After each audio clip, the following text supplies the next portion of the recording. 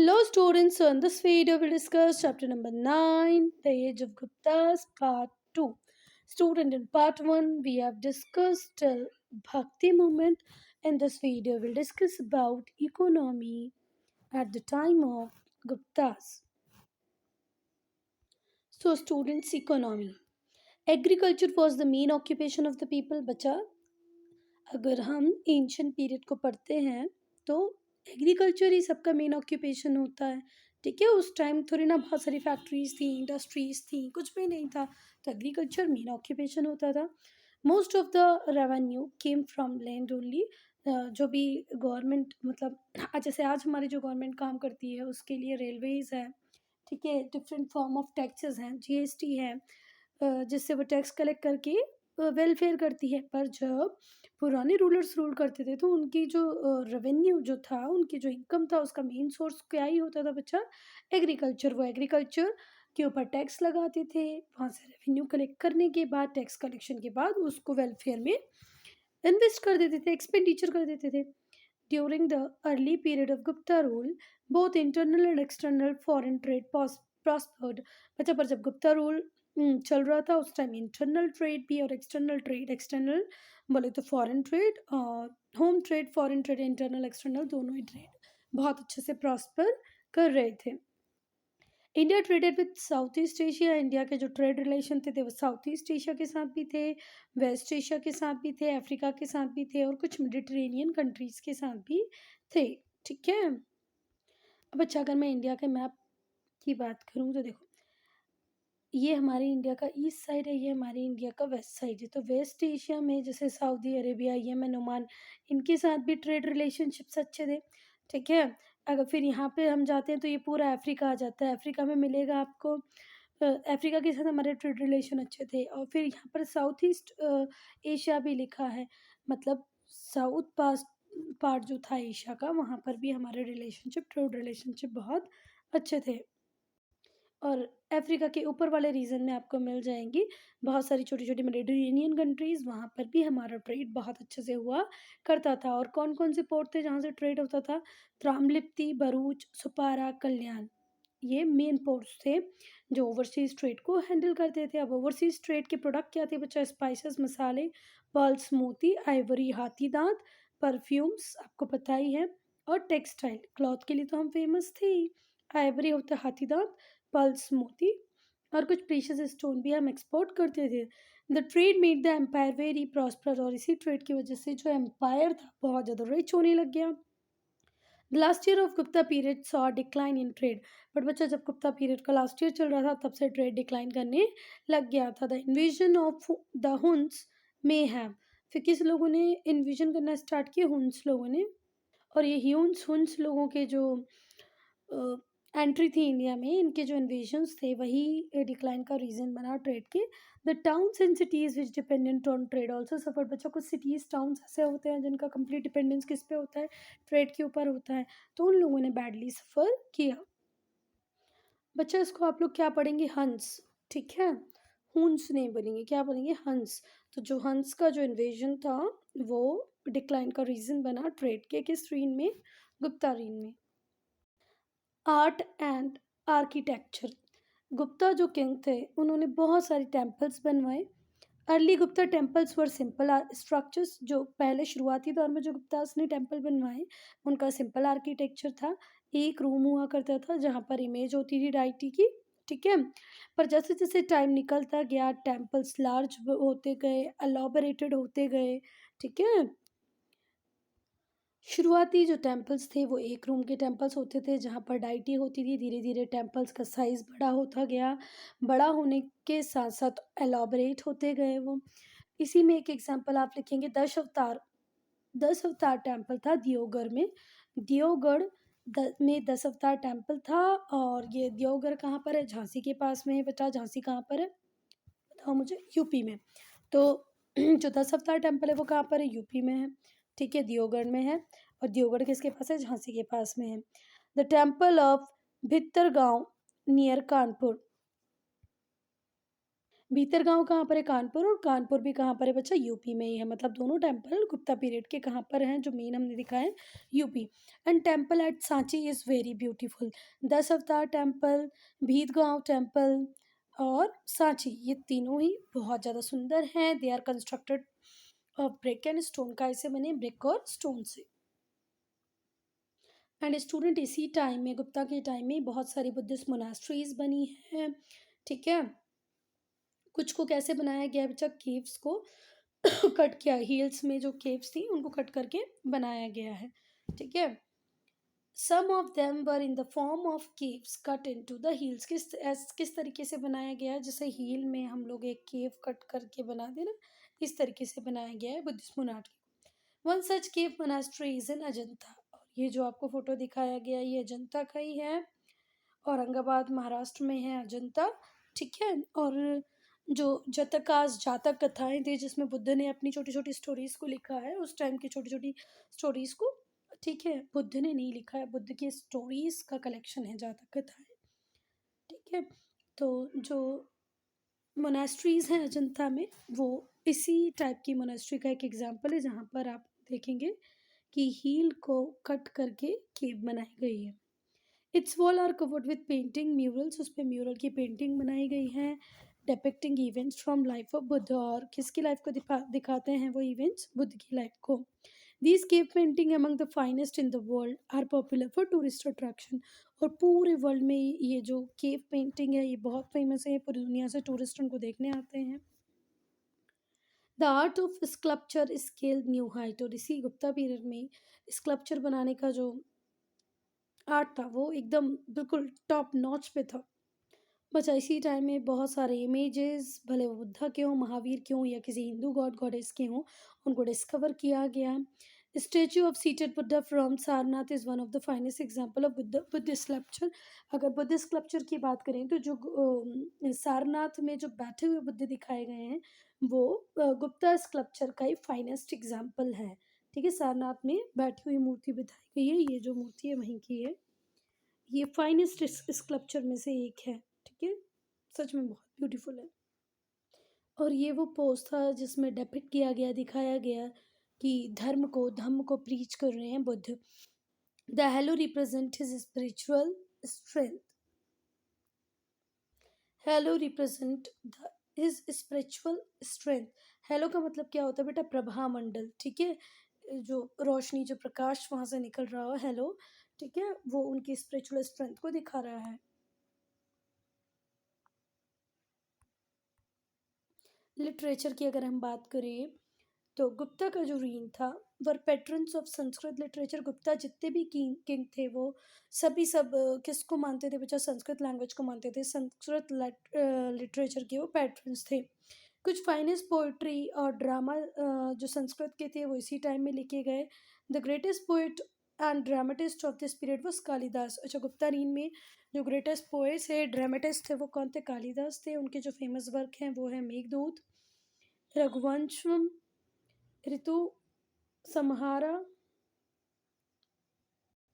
मेघदूत, रघुवंश, ऋतु संहारा, कुमार संभव और अभिजान शकुंतलाम। अभिजान शकुंतलाम तो आपने शायद संस्कृत में भी पढ़ा होगा, एक चैप्टर इसी के ऊपर है, अभिजान शकुंतलाम, ठीक है।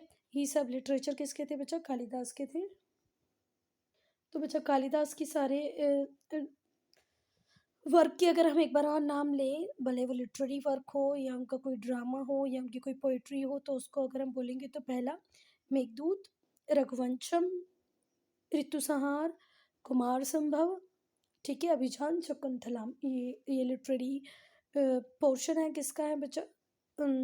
कालिदास का है, जो उन्होंने किस रीन में लिखा? गुप्ता रीन में लिखा। मेघदूत, रघुवंशम, ऋतुसंहार, कुमार संभव और अभिजान शकुंतलम, अभिजान शकुंतलम, ठीक है। कुछ दूसरे पोएट भी थे यहाँ पर, जैसे कि शूद्रक ने लिखी मृच्छ कटिका, मृच्छ कटिका, और कई जगह आपको ऐसे मिलेगा मृच्छ कटिकम, ठीक है। तो पहले कालिदास ने लिखी है, वो आपने देख ली, कुमार संभव, ऋतु संहार, रघुवंशम, मेघदूत, अभिजान शकुंतलम पर। इनके अलावा भी बहुत सारे राइटर्स थे, उनमें से एक राइटर है शूद्रक। शूद्रक ने लिखी है मृच्छकटिका और मृच्छकटिकम, ठीक है। वाइल विशाख दत्त की बुक है देवी चंद्रगुप्तम और मुद्र राक्षस। देवी चंद्रगुप्तम मुद्र राक्षस, ये किसकी बुक है बच्चा? विशाख दत्त की। शूद्रक की बुक है मृच्छकटिक। और बच्चा जो पंचतंत्र आप लोगों ने बहुत सुना होगा, the famous Panchatantra was written by Vishnu Sharma during this period only, ठीक है। बच्चा विष्णुगुप्त ने लिखी है कौन सी बुक? विष्णुगुप्त नहीं, सॉरी, विष्णु शर्मा ने लिखी है पंचतंत्र, ठीक है। वो भी इसी रीन में लिखी गई है और आपको पेज नंबर 90 पे उन्हीं की पंचतंत्र की एक स्टोरी मिलेगी, ठीक है। And the study of language, particularly grammar and lexicography, also progressed. बेटा गुप्ता रीन में लैंग्वेज के ऊपर काम हुआ, ग्रामर के ऊपर काम हुआ, लेक्सिकोग्राफी के ऊपर भी काम हुआ। लैंग्वेज आपको पता ही है, इसको हम बोलते हैं भाषा। ग्रामर आपको पता ही है, क्या बोलते हैं ग्रामर? ग्रामर को क्या बोलते हैं हिंदी में? व्याकरण। क्या बोलते हैं बच्चा? व्याकरण। लेक्सिकोग्राफी क्या होता है? हम जो आज डिक्शनरी देखते हैं, मॉडर्न डिक्शनरी, जहाँ पर हमारे वर्ड का मीनिंग और इजी तरीके से या किसी और लैंग्वेज में लिखा होता है, वो होता है लेक्सिकोग्राफी। तो डिक्शनरी बनाने का काम लेक्सिकोग्राफी, भाषा के ऊपर, लैंग्वेज के ऊपर काम, और व्याकरण ग्रामर के ऊपर भी ऊपर काम गुप्ता एम्पायर में हुआ है। Panini's Ashtadhyayi is a work on Sanskrit grammar. Panini ने किसके ऊपर, किस लैंग्वेज के ऊपर काम किया बच्चा? संस्कृत की ग्रामर के ऊपर काम किया। बुक का नाम था अष्टाध्यायी, ठीक है। अमर सिन्हा ने एक डिक्शनरी बनाई, किस लैंग्वेज की बनाई? संस्कृत की बनाई, जिसका नाम रखा अमरकोश। तो बेटा जो लेक्सिकोग्राफी है वो भी डेवलप हुई, किस रीन में डेवलप हुई? गुप्ता रीन में।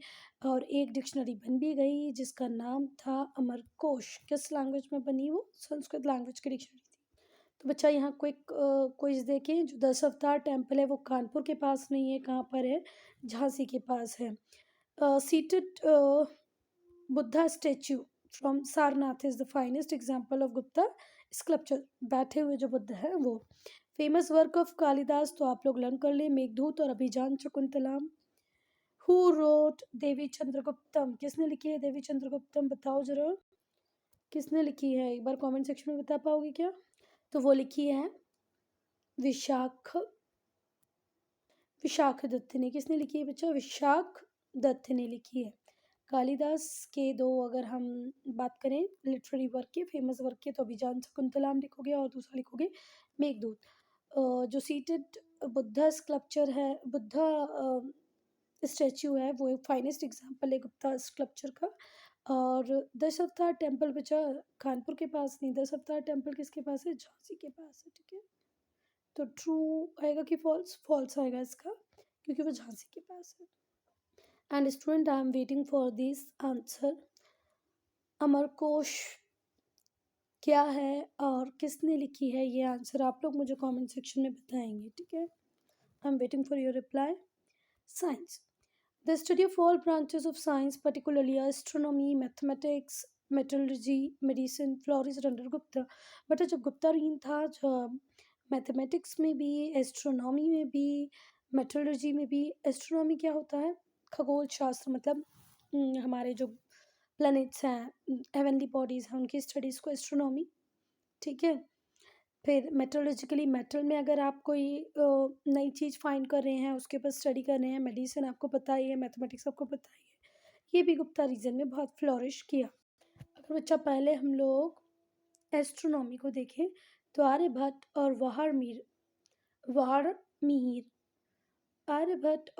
वारमीर कौन थे बच्चा? दो फेमस लीडिंग एस्ट्रोनॉमर थे उस पीरियड के।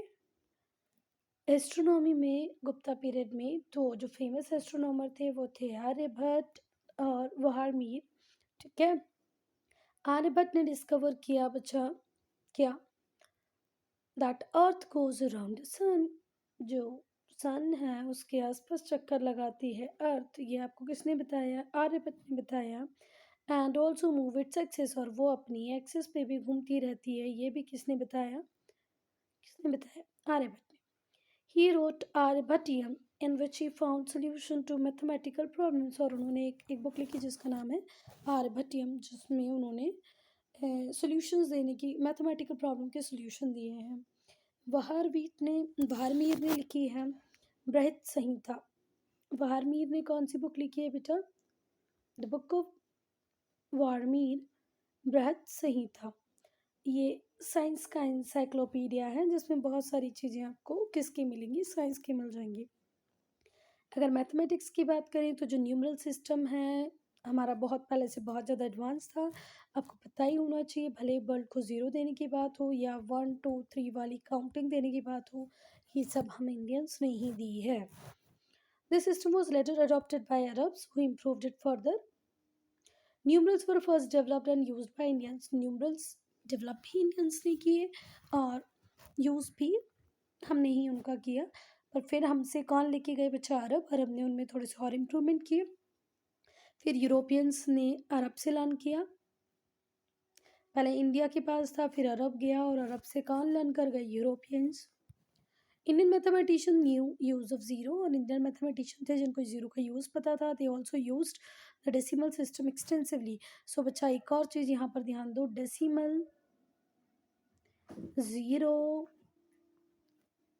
न्यूमरल्स 1 to 9, ये सब हमने ही दिया है। Metrology, science of metrology was highly advance. बहुत ज़्यादा मेट्रोलॉजी का हमको नॉलेज था। This is clear from the condition of iron pillar at Mehrauli in Delhi. Delhi में आपको मिलेगा महरौली में एक pillar, iron pillar, cast in the 4th century. वो 4th सेंचुरी में कास्ट किया गया था, जब से सन के एक्सपोज में है, रेन के एक्सपोज में है। ठीक है, more than 16 century has not trusted. अच्छा, 4th सेंचुरी में इसको हमने लगा दिया था। अभी चल रही है 2021। ठीक है, अभी तक इसके ऊपर कोई रेस्टिंग नहीं आई है। तो इससे पता चलता है कि हम मेटलर्जी में भी बहुत ज़्यादा एडवांस थे। हमने एक ऐसे मेटल को तैयार किया जो इतनी सेंचुरी से 100 200 500 नहीं 1600 सालों से धूप में बारिश में खड़ा है, फिर भी उसके ऊपर जंग नहीं लगी है। रस्टिंग का मतलब होता है जंग लगना। Not trusted till date. और बच्चा जो गुप्ता के गोल्ड कॉइन्स थे वो भी ब्यूटीफुली डिज़ाइन थे। They pointed to high level of metrological skill achieve during this period. बच्चा मतलब कॉइन इतने अच्छे थे कि उससे आपको पता चलता है, महरौली के पिलर से पता चलता है कि हमने मेट्रोलॉजी, मेटल का जो नॉलेज है उसमें भी एक टॉप नॉच पोजीशन में हम लोग थे उस time. Medicine, Dhanvantari greatest physician थे। Veterinary science also progress during Gupta period. Veterinary मतलब, वेटनरी साइंस का मतलब होता है वो साइंस जो एनिमल से रिलेटेड है, वो भी इस पीरियड में बहुत ज़्यादा फ्लोरिश किया। A book titled Ashvashastra deals with various animal disease. तो अश्वशिस्त्रों में बहुत सारी एनिमल डिसीज को बताया गया था। It list the symptoms and treatment in great detail. Dhanvantari बहुत अच्छे फिजिशियन थे। वेटनरी साइंस ने भी प्रोग्रेस गुप्तारीन में किया। एक बुक लिखी गई जिसका नाम था अश्वशिस्त्रा। वो एनिमल्स की डिसीज़ और उस पर उसके नॉलेज, मतलब कैसे उसको ट्रीट करना है, इस पर बहुत अच्छे से बात करती थी। एनिमल में कौन सी बीमारी हो सकती है, उसको कैसे ठीक कर सकते हैं, वो सब कुछ इसमें लिखा है। Gupta period with its powerful monarchs and a stable government witnessed a surge of creativity in art, architecture, painting and literature। अच्छा, जो गुप्ता reign थी उसमें पावरफुल मोनार्क थे, राजा बहुत शक्तिशाली थे, गवर्नमेंट स्टेबल थी। और गवर्नमेंट की स्टेबिलिटी बहुत ज़्यादा नीडेड है अगर आपको कंट्री को डेवलप करना है तो इससे क्रिएटिविटी आर्ट में आई, आर्किटेक्चर में आई, पेंटिंग में, लिटरेचर में आई, साइंस में न्यू डिस्कवरीज हुई, जिसने हमारी सिविलाइजेशन को प्रोग्रेस की राह दिखाई, रास्ता दिखाया। Many historians therefore refer this as age the Gupta golden age. बच्चा साइंस, टेक्नोलॉजी, हर चीज़ इस टाइम में प्रोग्रेस कर रही थी, इसीलिए बहुत सारे हिस्टोरियन गुप्ता पीरियड को गोल्डन एज वाला पीरियड भी बोलते हैं। ठीक है। The iron pillar at Mehrauli is often described as rustless wonder. ये भी ध्यान रखना, which particular thing is described as rustless wonder, ये ऑब्जेक्टिव क्वेश्चन में आ सकता है। तो you should know the name iron pillar at Mehrauli. Where is iron pillar? Iron pillar is at Mehrauli. Where is Mehrauli? In Delhi. Which particular thing is known as restless wonder? So the answer is iron pillar. So student, I'm ending this video here. If you have any doubt, any problem, to write in comment section.